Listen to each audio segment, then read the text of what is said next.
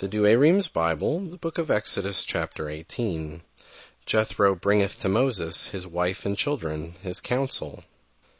And when Jethro, the priest of Madian, the kinsman of Moses, had heard all the things that God had done to Moses and to Israel his people, and that the Lord had brought forth Israel out of Egypt, he took Zipporah, the wife of Moses, whom he had sent back, and her 2 sons, of whom one was called Gershom, his father saying, I have been a stranger in a foreign country, and the other Eleazar. For the God of my father, said he, is my helper, and hath delivered me from the sword of Pharaoh. And Jethro, the kinsman of Moses, came with his sons and his wife to Moses into the desert, where he was camped by the mountain of God.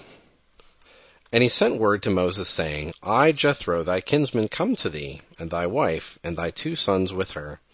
And he went out to meet his kinsman, and worshipped and kissed him, and they saluted one another with words of peace. And when he was come into the tent, Moses told his kinsman all the Lord had done to Pharaoh and the Egyptians in favor of Israel, and all the labor which had befallen them in the journey, and that the Lord had delivered them. And Jethro rejoiced for all the good things that the Lord had done to Israel, because he had delivered them out of the hands of the Egyptians. And he said, Blessed is the Lord, who hath delivered you out of the hand of Pharaoh, and out of the hand of the Egyptians, who hath delivered his people out of the hand of Egypt. Now I know that the Lord is great above all gods, because they dealt proudly against them. So Jethro, the kinsman of Moses, offered holocaust and sacrifices to God, and Aaron and all the ancients of Israel came to eat bread with them before God. And the next day Moses sat to judge the people, who stood by Moses from morning until night. And when his kinsman had seen all the things that he did among the people, he said, What is that thou dost among the people? Why sittest thou alone, and all the people wait from morning till night? And Moses answered him, The people come to me to seek the judgment of God. And when any controversy falleth out among them, they come to me to judge between them, and to show the precepts of God and his laws. But he said, The thing thou dost is not good.